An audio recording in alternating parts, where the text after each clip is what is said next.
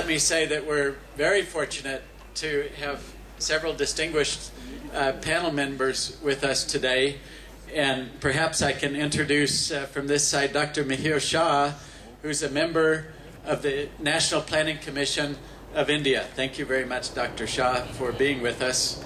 There's Javed Ahmed Kaim, DG Policy and Planning, Policy and Programs of the Ministry of Agriculture from Afghanistan with us, and sitting for His Excellency Raz Mohammad Raz, who is not feeling so well just now. And thank you, Javed, for quick helping us out in short notice. The third panelist by now is not new for us today, and that's Dr. Rabindra Shakya, Vice Chair of the Planning Commission, also board member of ICIMOD. Thanks for joining us, Dr. Shakya. And we have Mr. Saeed Bukhari from Khyber Pakhtunkhwa in Pakistan. I hope I did that okay. Not bad. From Pakistan. Then we have Ms. Shoko Noda from the UNDP office, head of the UNDP office, country director here in Nepal. Thanks, Shoko, for joining us. And Professor Wei, who's the Deputy Director General of Chengdu Institute of Mountain Hazards and Environment Institute. And it's wonderful to have you, Professor Wei, with us. So you can see we have a good panel from many of the different countries. So let me just, let's start in. We had already, the topics were very well introduced by the speakers, the President speech, the Vice Chair speech, Frank Roy. So we're lucky to have that background today. We recognize that the benefits derived from mountain regions are essential for sustainable development. For example, the provision of fresh water and ecosystem services to downstream populations. Thus, mountains are important for the global population. For example, they're the source of 10 major river basins, support 210 million people in the mountains and 1.3 billion people downstream, and provide irrigation, biodiversity, agrobiodiversity, and hydropower are some of those services. So the question for some of our panelists is, why is sustainable mountain development critical? And first, actually, I would like to start with you, Dr. Shah. Why is it critical to India, one of our economic giants in the region? And what are the broad contours of development from your perspective, Dr. Shah? Thank you, David. I think you already introduced the significance of mountain development, especially in the Hindu Kush Himalayas, for the people of this region, given the very large number of people who are dependent on the mountain ecosystem services, the fact that so many people live in these regions, and so many of our river systems originate from here. I wanted to sort of present a very different take on what we are doing here in this conference, the entire agenda that ICIMOD has, and the entire research into mountain systems is so important. And what I wanted to speak about is really the fact that what we are trying here is actually the major challenge facing the whole of humanity, if I may say so, especially, of course, the countries of this region. When we speak of sustainable development, when we speak of resilience as a major objective of national development, so not just economic growth, but what the 12th five-year plan in India has committed itself to, which is faster but more inclusive and sustainable growth. So, if all of us learn from the challenges of the mountain regions and the specific approaches that we require, the innovations that we require, which are specific to the mountains, we realize that actually there is a lot of learning for all of us, whether we live in the mountains or in the plains, regarding the approach we must adopt towards development in general. And I'll just quickly illustrate the points with a few illustrations of what we are trying to do in India, where we are saying that if you want growth to be inclusive, we have to strengthen the bonds between democracy and development. We have to strengthen local institutions. Unless local people are empowered and understand the sense of agency that Frank Roy talked about earlier this afternoon, that sense of agency, especially among the women, which is obviously crucial for mountain development, I believe is crucial for the entire agenda of inclusive growth, of sustainable development. So whether we talk of sustainability, we talk of empowerment, we talk of a new agenda for growth for the world, which is both about democracy and about development, then I believe that the agenda that is being championed by ICIMOD and the kinds of issues that we are all engaged in the mountain regions are of great relevance to all of us living in the 8 countries of this region, but even beyond our borders. Okay, thank you very much, Dr. Shah. Now, if I could turn to our representative from China, Professor Wei, the other economic giant. We'd love to hear your perspective on this issue of why mountains are important.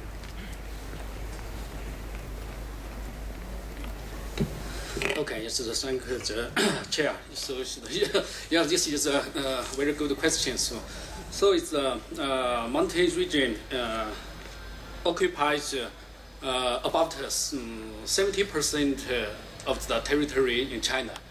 So it's about 56% population lives in the mountain regions.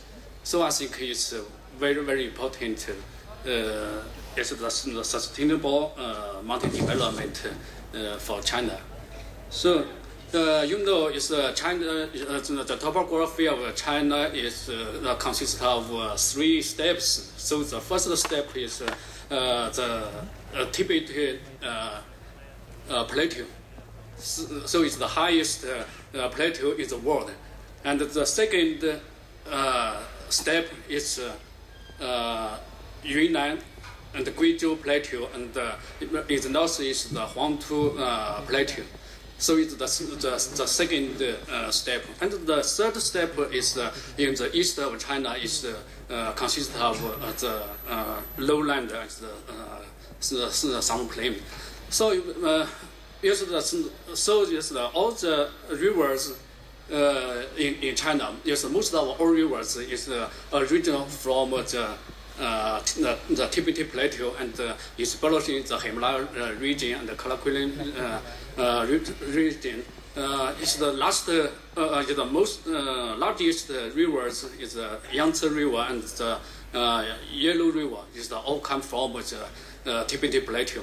So it's the mountain region and the plateau is around the plateau is very, very important for China. Is to support the water resource, water power resource, and the ecosystem and some of the ecosystem survives for all the China. So it's the economy of China developed very fast in recent years. So but it's not balanced. The east of China is fast developed very fast, but in the west of China it's developed slowly.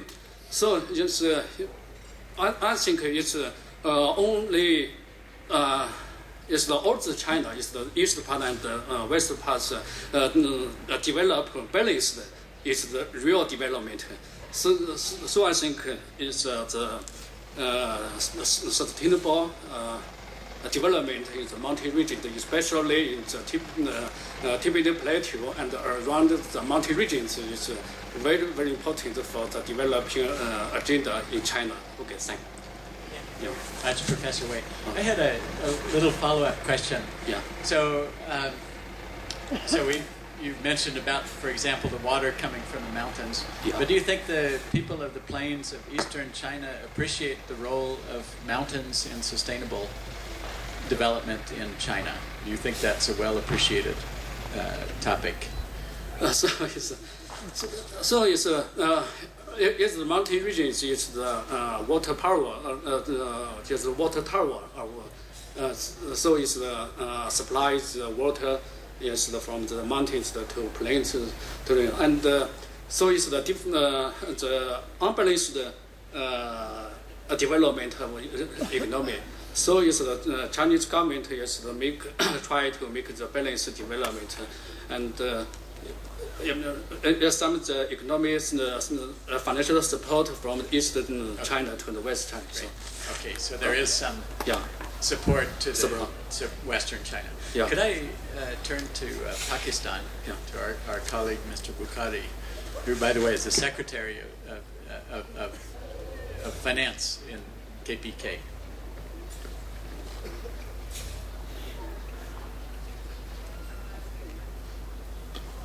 Thank you very much, Dr. Molden. I feel honored to be a part of this panel discussion. The topic is why is the sustainable mountain development critical for the national development agenda? In fact, each country and nation state always desires to go along the path of development and tries to adopt all means available to them in form of the visions, missions, the plans, long-term, short-term, medium terms, then the policies, strategies, programs, and action plans. The definition of development varies from country to country and from time to time, but in the core of the development is the economic growth, and after the Brundtland Commission, normally we say the sustainable development so that it continues in the long run. The sustainability aspect of the development brings into focus number of things. The inclusiveness across the gender, across the ethnic groups, across the minorities, and more importantly, across the regions. The regions can be defined in various ways, but one of the natural division is on the basis of this feature of mountains, the mountainous areas and the plain areas. The mountain have its natural features in form of elevation, topography and relief, different and specific climates, diversities, its specific soil covers and several others. The conspicuous feature of the mountainous areas is its more poverty and vulnerability compared to adjacent plain areas of the country. The determinants are also known, and these includes the lack of basic facilities, the accessibility issue, the socioeconomic conditions, the population dynamics, and more importantly, the lower carrying capacity of the mountainous areas to sustain the human population, wildlife, as well as the livestock. The pattern of the inclusions of the mountainous area in the National Development Agenda is the product of complex interactions of social, socioeconomic, economic, and political interactions. And ultimately, we are at certain level, certain pattern of the development status of these areas. In fact, mountainous areas gets its minimum share in the development agenda because it is an integral part of the system. And also, it is the provider of the goods and services, including both tangible and intangible services, and some of these are unique to the system, like the specific tourism, like the production of hydroelectricity, like the biodiversity, and all these things. Then, if there is threat to the downward areas from the vulnerability in the uplands, in the mountainous areas, naturally there is a compulsion, and we are then more focusing on the mountainous areas. Again, if there is some push factors for some international agreements for reaching the MDGs, then again we are focusing more. But again, the ultimate quantum of the share of the mountainous development depends on their political wise and choice. We cannot ignore the mountainous areas because they are the components, they are the providers of goods and services, they are more deprived and more vulnerable, and can produce quicker results. Then they are the protector of down riparian economic activities, and they can enhance the sustainability and reduce the disruptions in the economic systems in the lower areas. And again, on the principles of equity, justice, and national pride, they are the integral part of the system, and that's why their development is critical. It is integral part of the national agenda. This principle is, in fact, global, universal, and it is applicable across the regions, particularly in these regions stretching along the Hindu-Kush Himalayan regions. In member countries, in fact, the programs may be different, but the basic principles, the underlying themes are the same. In Pakistan, we are currently working on the 11th five-year plan and the Visions 2025, which was inaugurated just a few days ago. And these planning documents include the inclusive development, which includes the mountainous areas as one of its basic components. And like the other countries in the regions, we believe and we are striving for the equal development of the mountainous regions. And we consider it as critical for our national development. Thank you. Very much. There are compelling arguments about why mountains are important. And I think one point that maybe we can come back to is the political voice and choice of mountain people compared to, say, plain people. We can come back to that. But first, before that, let me ask Ahmed Qayyim from Afghanistan to give his impression. Then Thank you very much. Actually, that's such an interesting question, and especially in the case of Afghanistan. We are considered a mountainous country, and in many of our poems, we take pride in saying that Afghanistan is mountainous.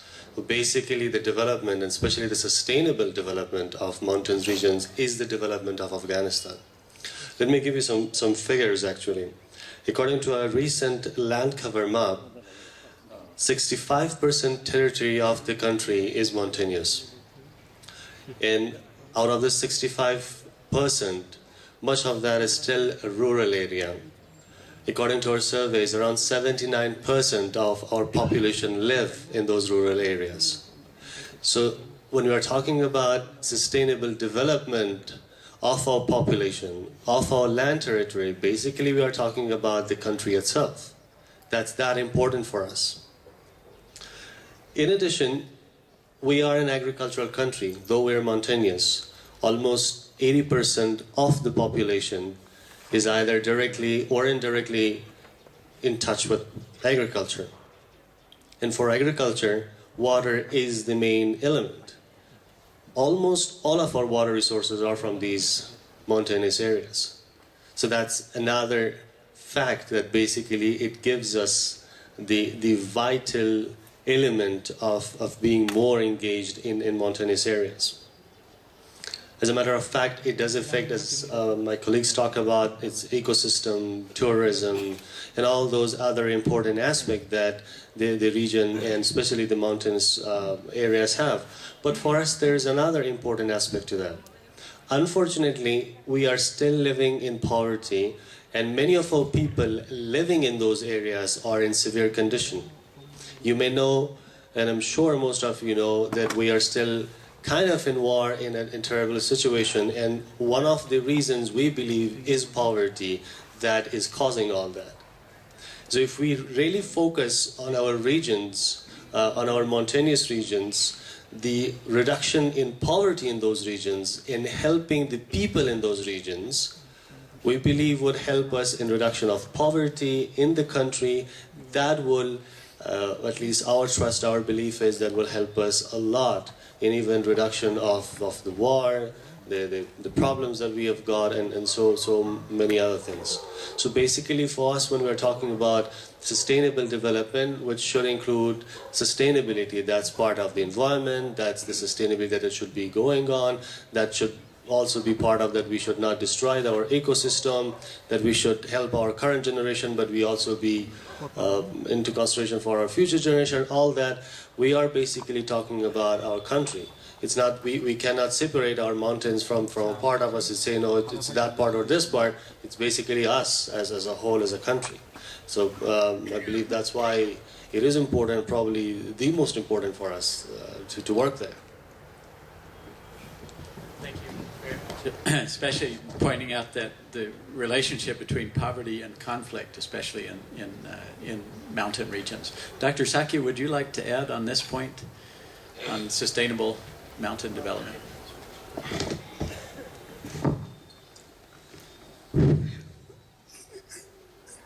Thank you, Dr. David.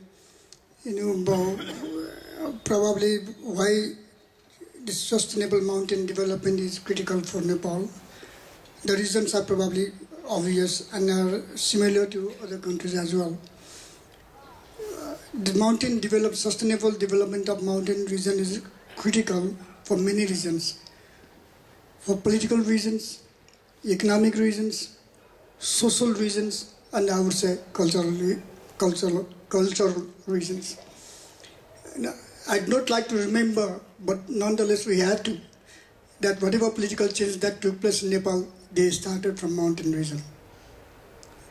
So in this sense, I entirely agree with Dr. Shah's version that there is a close linkage between development and democracy. In fact, I have been telling our great political leaders that unless there is economic stability in the mountainous region, probably it will be only our pious wish that we will be able to have political stability in the country. So politically, it is a very important. In fact, all political clamor for political change, the voice for political change emanated from one of the districts, which is relatively very at the lower stage of development. The second thing, why it is culturally important to have mountain development is that people in Nepal, in their life, mountain is the part and parcel. And in fact, we can even say that it is an integral part of their entire family. So for a mountain, if they do not have the chance to see mountains, they feel very bad.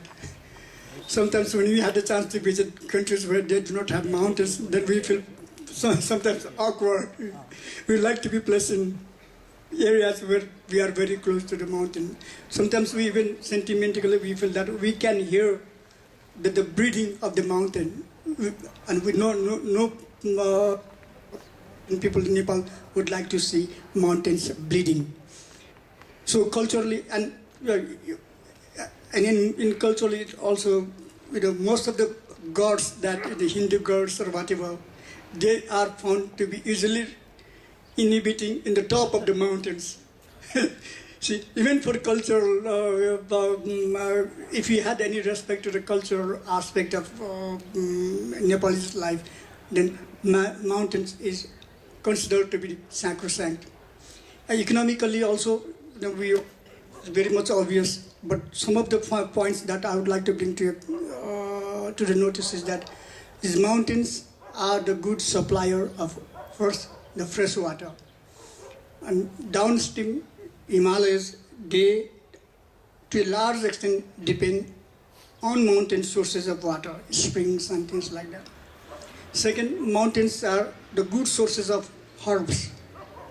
The herbs which even help people for all kinds of treatment, that different kind of herbs that are found to be in the mountainous region. Even the herbs that can probably lead, it will live a longer life. So they are the kind of herbs which are still waiting to be exploited. Likewise, Nepal's one of the major source of income is tourism, tourist industry. We have been having a lot more mountainous expeditions. Sometimes we even now complain that there is a traffic jam even in the mountains now, up in the Himalayas, close to the Mount Everest, from the base camp up to the top of the mount. of the Everest. So the government has to come up with some kind of regulations to make sure that traffic jam doesn't occur and the pollution is reduced to the minimum extent. So that way, that is one of the very good source of income for the people living in mountain areas. Most of the people who serve as porters or work or who provide all services and goods in the mountain regions, the mountaineers expeditions, the trekkings are the very good source of income for these people. This is another area why we in Nepal place a lot more importance to the development of mountain region. Likewise, in terms of policy measures, the mountain people, they have been, but to a large extent, by an accident of history or whatever, they have been deprived of all the kinds of benefits that they should have been enjoyed as efforts of development. And there are very high degree of inequality with regard to their access to the resources and to the development benefits that they have been able to enjoy. So in order to make sure that these people are not discriminated upon, and thereby they may also contribute to the establishment of social harmony, the government of the country has to give attention to their needs and aspirations, and that's how mountain development has remained a central issue for Nepal. Thank you very much, Dr. Shakya, for many points. I particularly enjoyed the one about the spiritual and cultural values, including listening to the mountains breathe. Now, but Dr. Shakya, if you can keep the floor just for a minute, what I wanted to do is to get into a topic of energy, right? So for example, as the economies in the region grow, more and more energy is critical. And what we hear a lot is there's huge potential in the Himalayas for energy. Some people say over 70,000 megawatts. It's quite clear that planned hydropower projects in all the region are coming, are essential for growth. Does Nepal see an opportunity in developing the sector and enhancing the country's GDP through energy and energy export? It's not economically speaking, energy development is really a very important item for Nepal. In fact, I might also report you that in the current 13th plan approach paper, energy has been singled out as the highest priority areas. The problem in Nepal in the area of energy is connected with the supply of energy. Despite the fact that Nepal has a tremendous potentialities of energy, out of which about 40,000 megawatts could have been economically exploited, our utilization of the potentials is one of the lowest. Sometimes we even feel very shy to talk about this, despite the fact that such enormous resources are lying ahead and we are not in a position to make use of that. That's one of our serious concerns all the time. So had we been in a position to make use of those energies, probably this will provide a good source of our income, which will eventually help us deal our trade imbalances. Nepal is passing through a very critical stage at the moment. Our exports has not been increasing at the rate our imports are increasing, with the result that trade deficit has increasing very, very fast. The rate of growth of trade deficit has been increasing very fast. And one of the ways to deal with this kind of problem is through the generation of electricity and energy and through its imports to neighboring countries.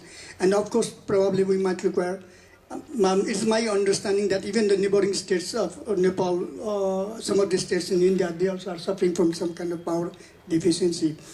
If Nepal is in a position to make production of energy and could export to India or other neighboring countries, probably Nepal's economy can get a lot more benefit, which will eventually can be turned into the investment.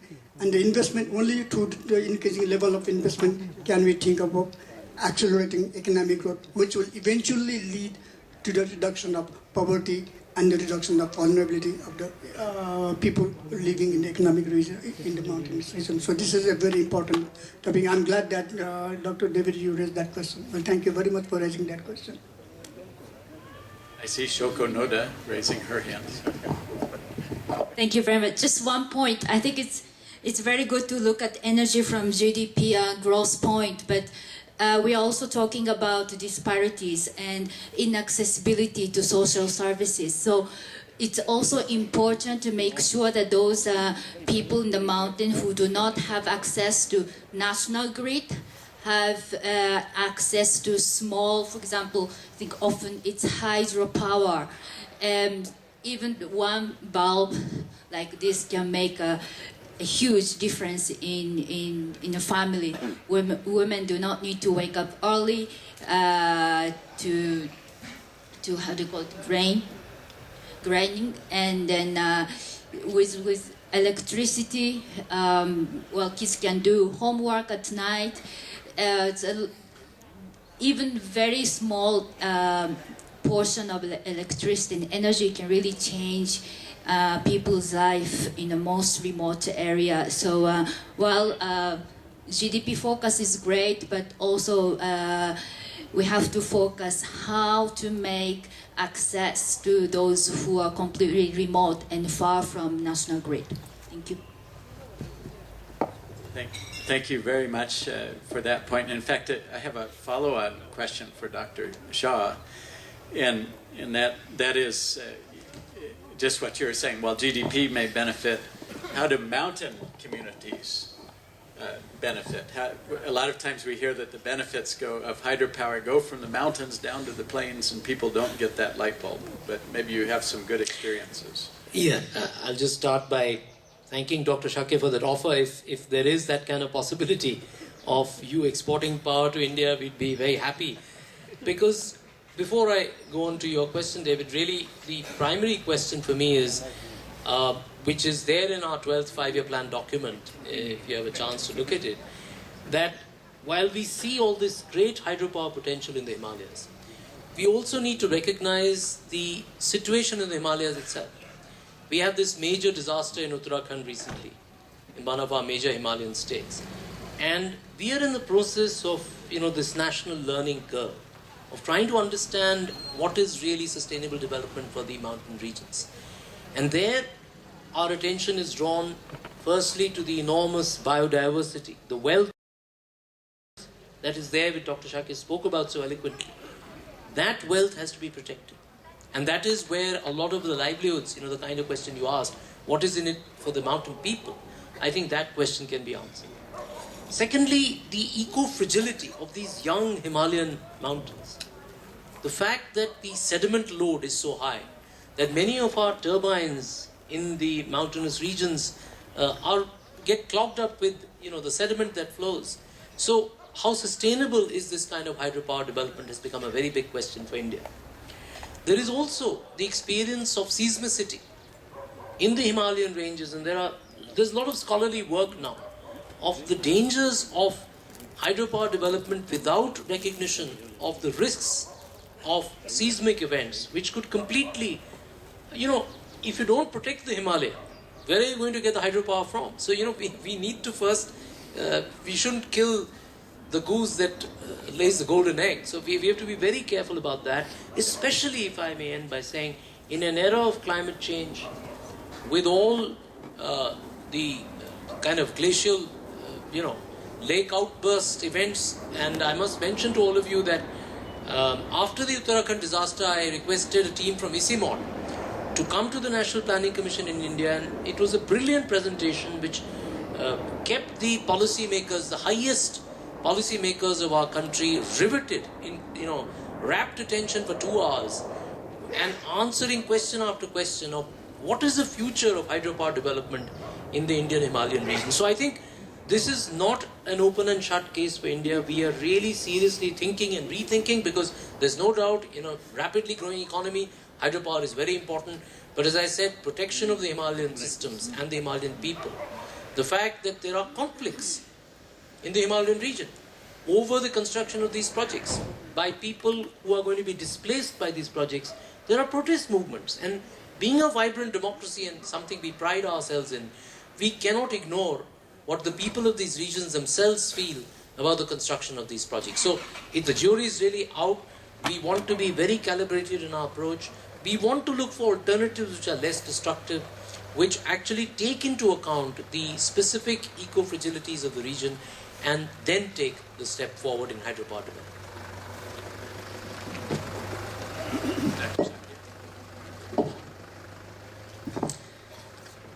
I think what's happening in case of Nepal is that Nepal really would like to have its natural resources utilized to the extent that all our, not only Nepal but all neighboring countries can derive benefit from that. The things as they stand today are that we are importing a lot of electricity from India, and at the same time in certain, because Nepal and India shares a very long open border, we have been exporting in certain areas also. So it's in fact a given, some kind of exchange based on our mutual understanding that's taking place. That's one thing.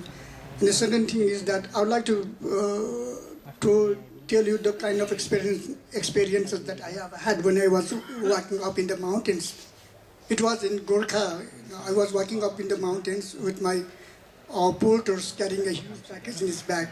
And when it was during noon, and the sun was shining like anything else, and we were sweating like anything else. And when we reached at the top, that porter deposited his bag beneath the tree, and then he take a long sigh, and with spontaneous comments coming from his heart, saying, "Oh God, when are we going to have development in this place? When I can stop taking this kind of heavy baggage just for eating 2 meals a day?" And I thought that, look, this is the priority. This is an indication of priority for the development planners who are supposed to work to the needs of the people. So that means there has always been some kind of trade-off between development and environment. So this is where the intellectual people, the scientific community should have to play a role, minimizing the damage to the environment while at the same time promising the benefit of so many resources taken all over the world in accelerating the development process. So if we can take these items together, two apparently conflicting, but need not necessarily be conflicting to the extent that we can think. So once we are in a position to take these two views together, having development with a minimum of environmental destruction, probably the people living in the mountainous region will have nothing but appreciation for the entire scientific community. I think this is where institutions such as ICIMOD and the role of the respective government should come forward. Excellent. Thank you very much. I think I was hearing something similar about protecting the mountains, protecting the people, and development at the same time is what we're looking for. I'm wondering if any of the other colleagues have a point on energy. Otherwise, I'll move on. Okay. And one of the studies at ICIMOD was looking at poverty in the mountains and plains. And what we found is across the Hindu Kush Himalaya, that in general, poverty was higher in the mountains than in the plains. Now, there's a lot of variability in that. I think that's not quite true in India because you have the Gangetic plains. But still, I'm sure in other locations that is true.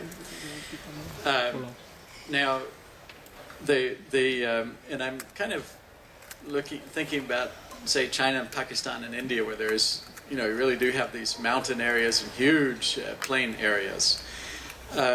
Does development planning in your country consider mountain regions as a source of hydropower, irrigation, forest resources, and biodiversity to be developed, or does national development planning actually have specific programs designed for the development of mountain regions and people? So what I hear a lot from mountain people are that the plains people just look at areas to be, just look at the mountains for hydropower. Let's develop it. Look at the timber resources. Let's develop it. What's your sense in your countries, say India, Pakistan, China? And are you ready, Professor Wei, for...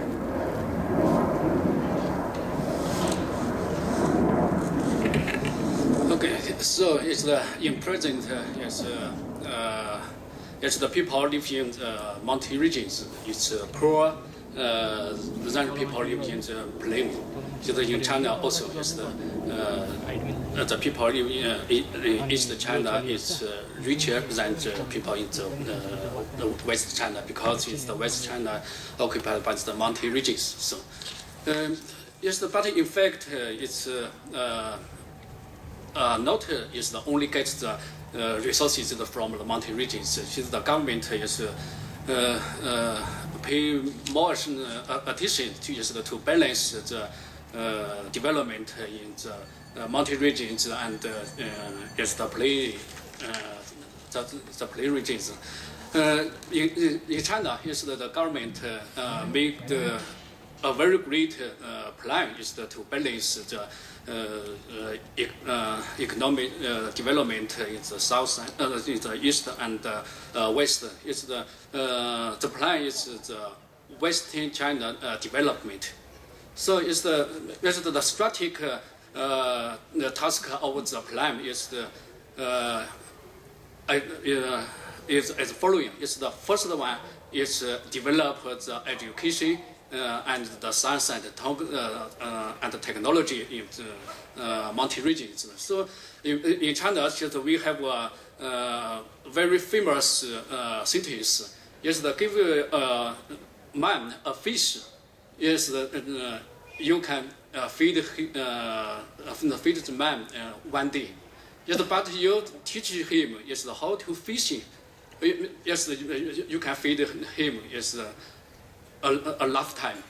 So yes, the government is develop the education and the science and technology in the mountain regions is the plan. It's the first method. So, and yes, the second is the construct the infrastructure. So is why is the people in the mountain regions poor? Yes, in spite yes have many natural resources. Yes, it's the important reason is the no high level is the infrastructure is the no way is to communications from the mountain region to the plain region. So the government is construct the infrastructure is so is construct the highway, the railway, education system, and some other part is to strengthen the infrastructure construction. So it's the third is the readjust the industry structure. So is the in the personal is in the mountain regions only the old industry. Yes, but the government is to improve the industry and the setup is the new the factories is to product the new productions. So the fourth is the strengthen the environment protect. So is the yes, if you want to is to develop very fast, but you can't is to destroy the environment. Is the at the same time of develop the economy. Is we have to protect the ecosystem and the environment.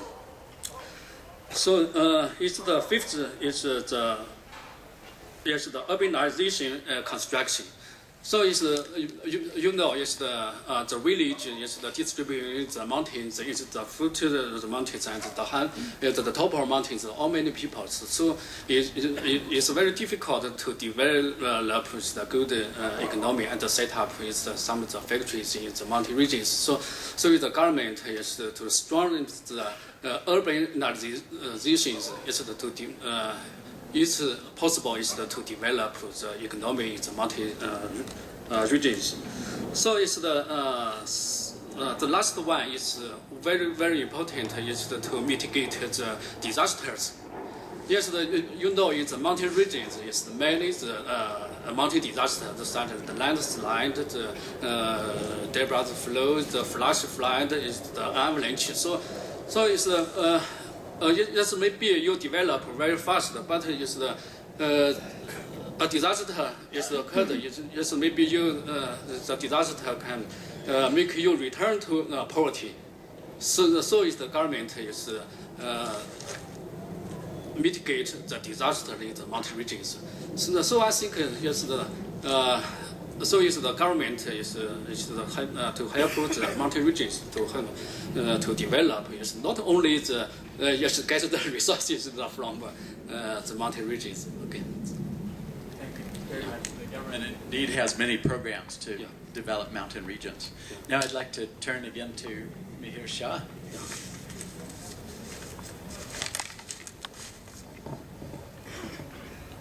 Thanks, David. I'd first respond to Dr. Shakya's point. You know, the challenge that you threw, it's so important that the idea is not to, when I was making my remarks, the idea is not ever to posit environment as a kind of in opposition to development, because that then becomes an impossible conundrum to resolve. And actually there are many ways in which, David, the question you're asking, the government of India is trying to actually synergize environment and development, especially in the mountain regions. I'll just give one example. You see, India runs the largest employment program ever in human history, which is actually guaranteed as a legal right to our people, the Mahatma Gandhi National Rural Employment Guarantee Program. And the sort of cornerstone of that program is that it cannot be applied in a uniform manner across the entire length and breadth of India, because we have such diversity in the country, social diversity, cultural, agroecological diversity, that the program must function in a very location-specific manner. And as I said, that's one of the lessons the mountains teach us, that unless we are location-specific in our approach, we are bound to go wrong. Now, one of the ways in which this program is being used in the Himalayan region in India is for a program of what we call spring shed development, where what we are saying is that the springs are the lifeline of the mountain regions. And the springs have catchment areas.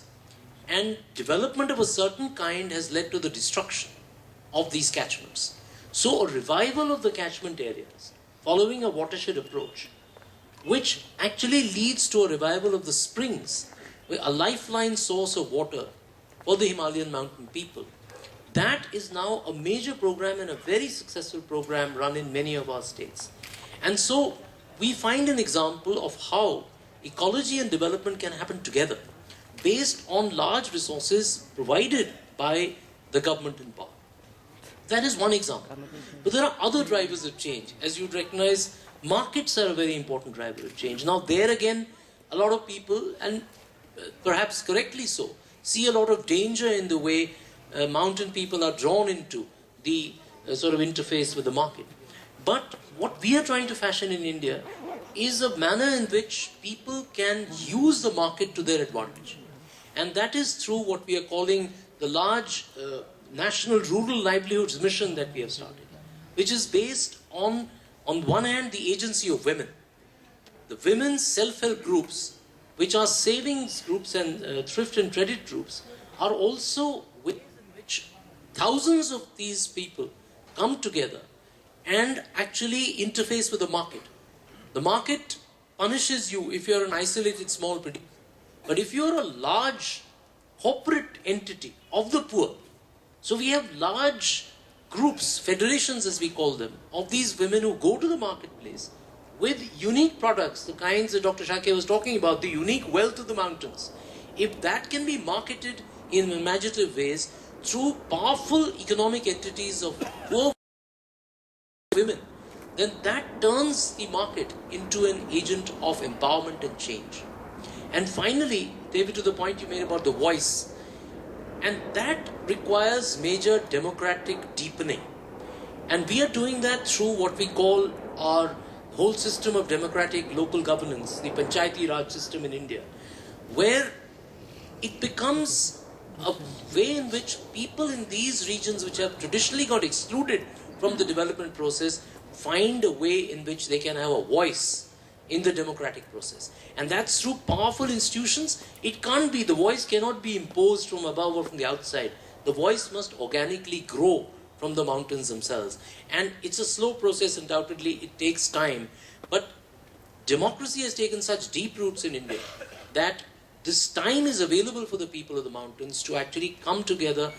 So therefore, in their interface in politics and government, in their interface with the market, and in facing the challenges of climate change and ecological restoration, in all of these, the mountain people are exerting a very positive agency for change, the kind that Dr. Frank Roy was describing earlier this afternoon. So I believe there is a win-win out there, but it needs to be scaled.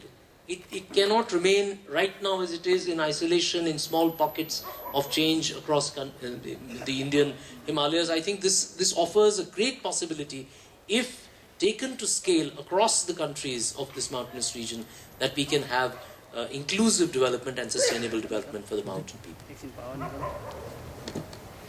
I believe hopefully we'll be talking about how to take to scale some of these great ideas during the conference, but we have a comment from our Afghan friend. Thank you, David. Actually, just a point I wanted to add on that sometimes the constraints that you have probably would help some other people. In Afghanistan, since we have the constraint of money and our national income is not that much that we can bear the huge expenses of making huge dams and hydropower, so we mostly target those areas for development. We don't, well, let's put it this way, we can't look at them only as source. Though we would like to do that, we do see it, but it's a bit difficult when the money that you have is not entirely from your own sources and you've got it from donors and all that, so we have rules for that. The programs that the government of Afghanistan usually have for these type of provinces are mostly for development. Though that problem of, as Dr. Shakya was mentioning, development and environment is also there.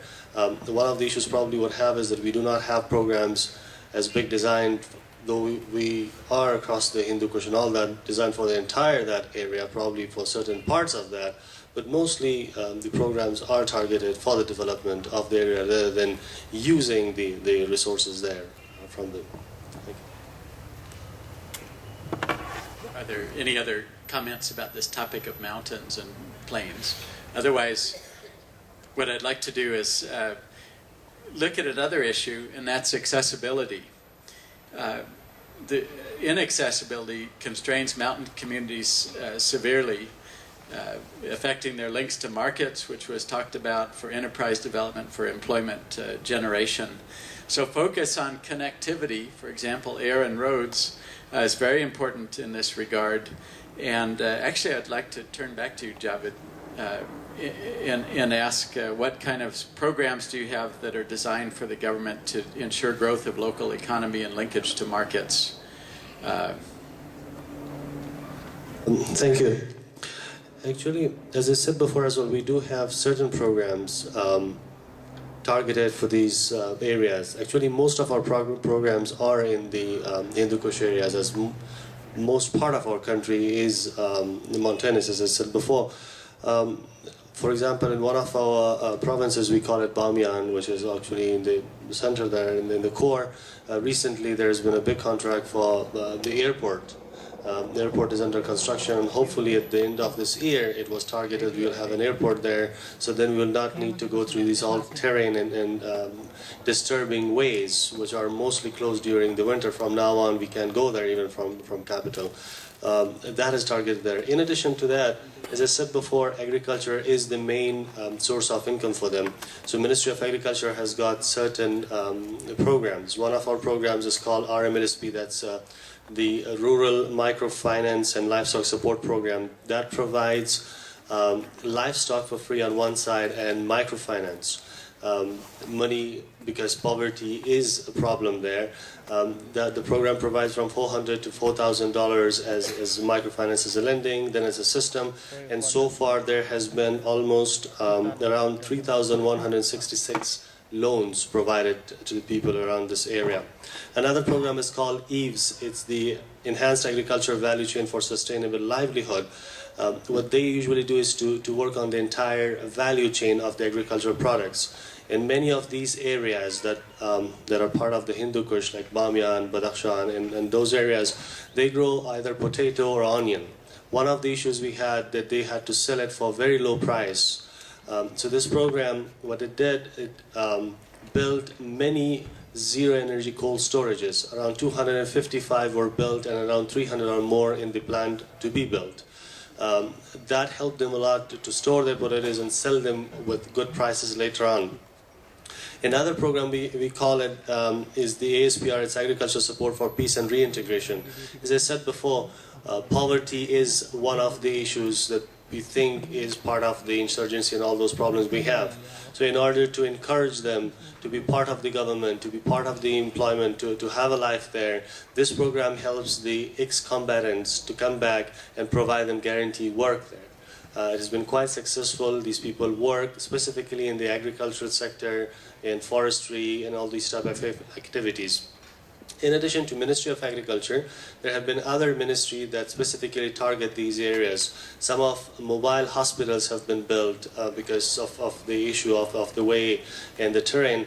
Mobile hospitals have been built for these areas by Ministry of Health. One of our ministry called Ministry of Rural Rehabilitation, they have got a program called NSP, National Solidarity Program.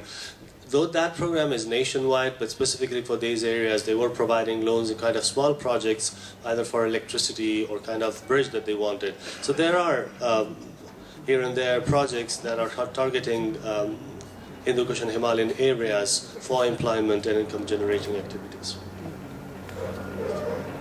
Do you have any, would you like to comment on programs you have to increase accessibility in KPK? In fact, in the mountainous areas, there are scattered populations, hamlets, villages, and small towns which have poor accessibility. And in fact, accessibility is the prerequisite for any intervention, whether it pertains to access to the market, supply of inputs, or the supply of the outputs. In mountain area, the cost of infrastructure development is comparatively more, while the population is on the lower side, and that's why in economic sense it has lower feasibility.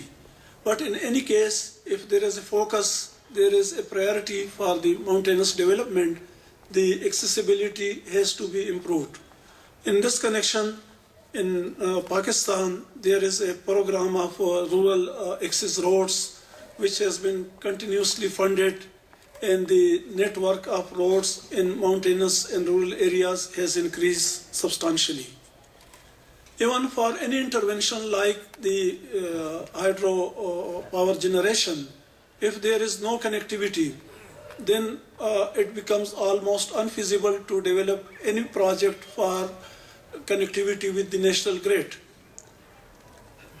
Again, in the socio-economic context, if there is lack of accessibility or connectivity, the people are even unable to have access to the available facilities in the surrounding for the health, education, and other social services. So it's essential that there should be improved accessibility, improved connectivity in whatever form it is, and that will improve their lot.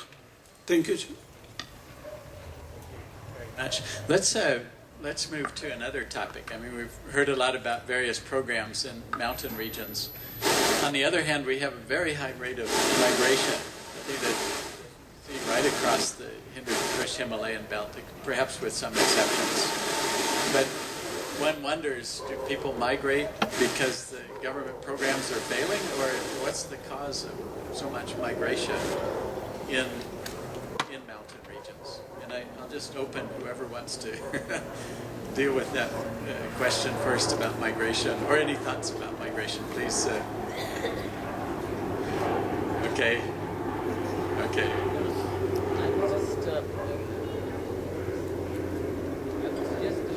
We distinguish between two kinds of migration, because we should speak of aspirational migration as very differently from distress migration.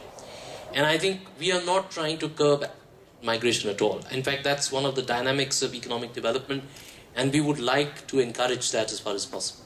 And that does play a major role, in fact, in former remittances, etc., in terms of how different regions across the world have developed. But it is also true that distress migration is something we are concerned about, and you would be right in using that as an indicator of success or failure of government programs. And one of the major indicators of our Rural Employment Guarantee Program, which we consider very seriously, is the impact on migration of the distress kind. And I'm happy to tell you that once these works have started, which are building rural infrastructure, which are synergizing environment and development, distress migration from our mountain regions has gone down. And that's been a very positive impact of not only the Employment Guarantee Program, but the National Rural Livelihood Mission, which I spoke about. By the way, how do you tell the difference between distress and aspirational migration? Well, I think it's the profile of the circumstance migration happens. If it's an educated person looking for better opportunities in an urban setting, it's clearly aspirational. But there is a lot of distress migration which happens when very poor people, and they actually probably end up in even worse poverty in urban areas in India, I can tell you. And our urban issues in many ways are even more serious than our rural ones. And it's really important that this kind of distress migration is stemmed by building up rural infrastructure, building up the possibilities of rural livelihoods and the rural environment. Dr. Shakya?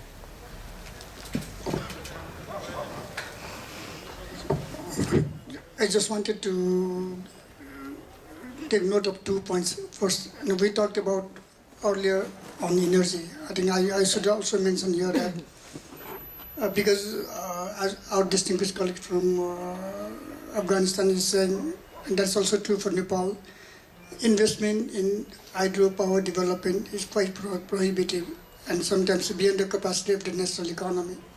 Therefore, in order to respond to that issue, what we did in Nepal was we tried to explore the possibility of introducing renewable energy like solar energy and biogas and things like that. And then I was amused to see that in one of the districts, the students are even using laptops with this solar energy. So this is probably speaks quite a lot about the popularity of this kind of alternative energies as compared to that of hydroelectricity. So that's one thing. And the second thing about coming to the migration, and Nepal is one of those countries which has having a lot more experiences of migration. These days, if you move to distant and remote part, nook and corners of the country, you will find only elderly people and child in the household, and most of the young people, they have already been migrated, either for employment elsewhere or for different reasons. So my own feeling is that probably there are two factors, and this has been quite emphasized also in several literature. Both the factors, pull factors and push factors, they are equally in operation. People migrate to from urban to rural areas, and from rural to urban areas, and even from rural areas to the countries outside, elsewhere abroad, in sorts of greener pastures and things like that. So unless the government, the policy is such that we are in a position, unless we are not in a position to provide employment right there in the at the local level, it will be very difficult to make sure that the migration doesn't take place. That is one thing, and therefore that's one thing that we need to get all kinds of facilities, minimum facilities like education, health services, and things like that, to make sure that we can intervene the process of migration. That's one thing that we have been considering, and in order to make that happen, the government of Nepal has been introducing or implementing several road projects, including the construction of bridges, because most of the rivers in Nepal, they flow from north to south, and when constructing roads, we need to have bridges built, and construction of is enormously very costly, sometimes very, very prohibitive. So that's one of the problems I think we in Nepal are facing. But connectivity is important, and connectivity will help people to exert more in terms of seizing the economic opportunities thrown open by the construction of the roads and bridges. But that alone is not sufficient, and the policies need to provide them with all kinds of resources, inputs, technology, to make sure that these people do not migrate. For instance, to give one example, now the younger generation in Nepal who depend upon the agriculture sector, they are found to be very reluctant to work with hands. So they would like to use some kind of technology, some technology which is within their skills and something which doesn't require a lot more investments. And to make sure that these people stick to their agricultural operations, then probably introduction of some kind of neo technology is very, very necessary. This is probably one of the reasons that we can think of in terms of arresting migration. One other aspect that is of serious concern to us is that most of the people who have gone to for jobs either in India or in Middle East or where, they come back with some amount of their savings, and most of these people, they are found to spend their money in consumption goods rather than for their investment purpose, which will eventually lead to the increment of their own household incomes. The flow of remittances is such now. The flow of remittances in Nepal, it comes to around 25% of GDP, which is by itself quite a huge amount. But in terms of its use, a big chunk of those remittances income has been used for consumption purposes, like buying, say, maybe TVs or construction of fancy houses and things like that. That's what is creating a trouble for us.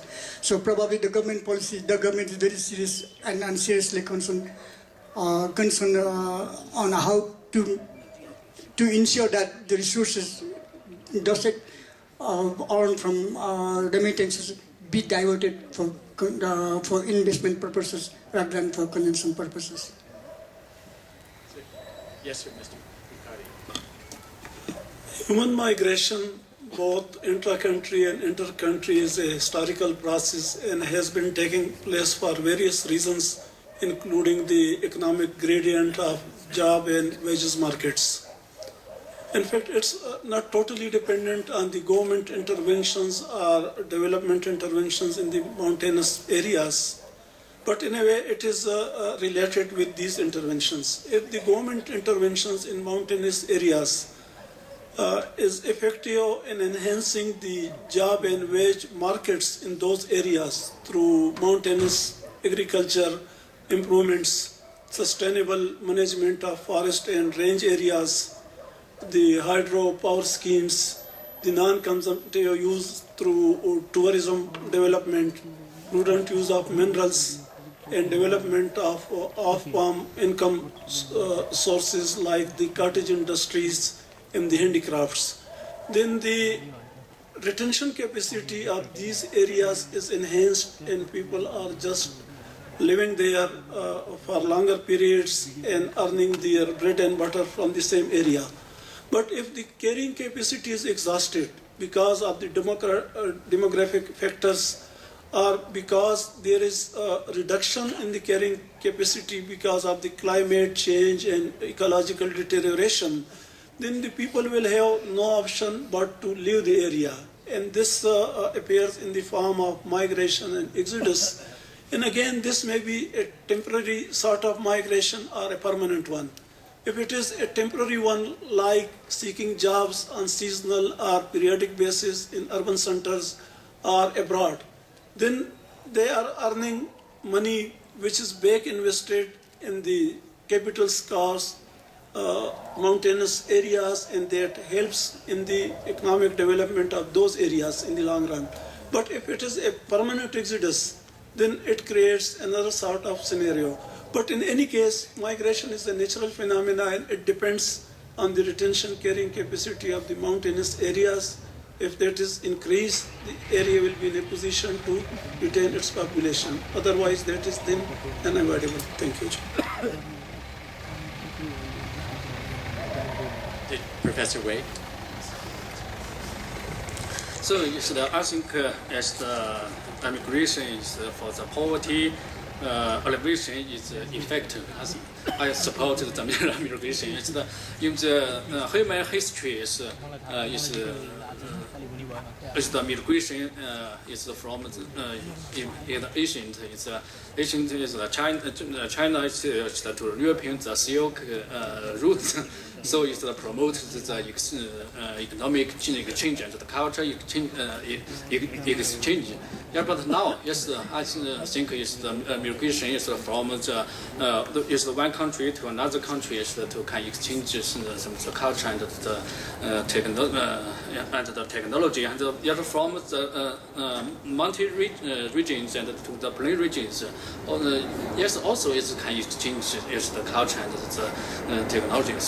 So is in China is young man is from is the mountain region is to go to the plain region city is to have work is he can earn much money. So is with this money is maybe this family is maybe relief for the poverty. So is at the same time is the young man in the city is can learn more knowledge and learn is the technology is maybe the young man is several years is he can return to the mountain regions to help the construction of the mountain regions. I think is very effective is for the poverty abolition. So.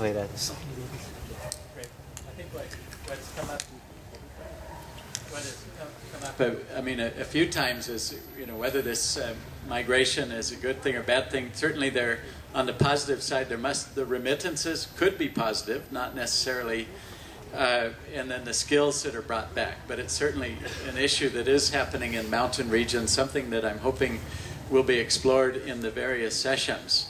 Now, what I would like to do, though, is turn to Shoko Noda, and to help us a little bit with an overarching question, kind of going to the global scale.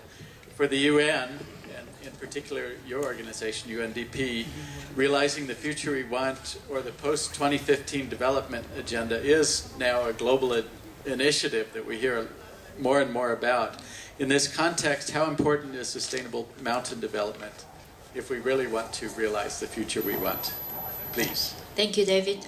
I hope more or less you're familiar with MDGs. MDGs cover poverty reduction and health, education, gender, environment, etc. And the target that was set in 2000 towards 2015 was the global average. And that global average target was translated into a national target. But it's still national average. So here comes to the first point of the current discussions of post-2015. First, disparities are growing. And that is not only in Nepal, but in many areas. As we discussed, I think the mountain areas is the one who is falling behind. So globally, disparities is the first issue that now we are looking into, and then we need to reflect this in post-2015, so that no one will be left behind. And second, the current MDGs also cover to some extent environment-related issues, but still the issues of climate change, issue of disaster risk management is becoming more and more important. How to make people more resilient. So resilience is another issue that we also like to reflect in post-2015. Partnership as well. The current MDG has a partnership related issues under MDG 8, but it's very modest. and we should not have just developing countries vis-a-vis donors and donors giving funding, but it has to be an equal partnership. So the partnership, another issue. And then, as you all know, that as a follow-up of Rio and then Rio 20, sustainability is also extremely important. So these are the points that at global level we are hoping to incorporate at in post 2015. So these issues are pretty much what we have heard already here. Yes, disparities are growing, and I can just give you an example of Nepal. I just came back from New York, where we talked about MDG progress in Nepal with Secretary General Ban Ki-moon and then other UN heads of agencies. And the issue we discussed from Nepal was sanitation. Nepal has made tremendous progress in sanitation. In 1990, the national coverage was only 6%. But in 2011, it has jumped to 67%. I think it's a huge jump. But Nepal has a very ambitious plan to make universal coverage by 2017. We have a master plan for sanitation and hygiene. And why is it important? Because disparities are growing, and when you look at the data, in urban areas, the sanitation coverage goes over 90%. But in rural areas, in average, it's only 55%. So it's huge disparities. And then when we think of rural areas, of course, mountain areas are right there. So disparity is one important issue that we're talking about. For mountain areas, again, the climate change, disaster risk management is very relevant. GLOF, glaciers, lake outburst floods, flash floods, and then also landslides are all affecting communities in mountain areas. So we have to make communities in mountain areas much more resilient. So adaptation is also extremely important. I think, this conference represents a very good example of strengthening the regional partnership among mountain countries. And I think this kind of partnerships pretty much what also post-2015 is looking for. And then, as I said, sustainability is another issue that mountain areas have in common. So we are shaping up this post-2015 agenda, but whenever I talk about this policy, I say that the important thing is not only developing policies, but implementation of policies. Global goals are important and that need to be translated into the national policies, and then comes to the point of implementation, and that's where the capacity comes to a question. Then, very, very realistically, what it means by implementation. I think we have to look into the budget allocation. Does mountain areas receive enough funding? We talk about accessibility, access to social services. The cost of social services in mountain areas is much higher than those in hills and then terai areas in Nepal. Are we allocating enough budget? Good planning and also to monitor progress is extremely important. And again, for post-2015 at global level, monitoring progress and having much more realistic indicators is being discussed. So it's not only at the national level, but at the local level, at the community level, we have to really monitor progress and see whether very concrete progress are being made. So this also means good local governance. And lastly, I also like to say that yes, we are here to talk about mountain development in mountain areas, but we have to make sure that those people, those community people living in that areas participate in these discussions, and they themselves have to have ownership of their own development issues. So social mobilization is another very important driving factor for development. I think in Nepal, ODF campaign has made a huge difference in the area of sanitations.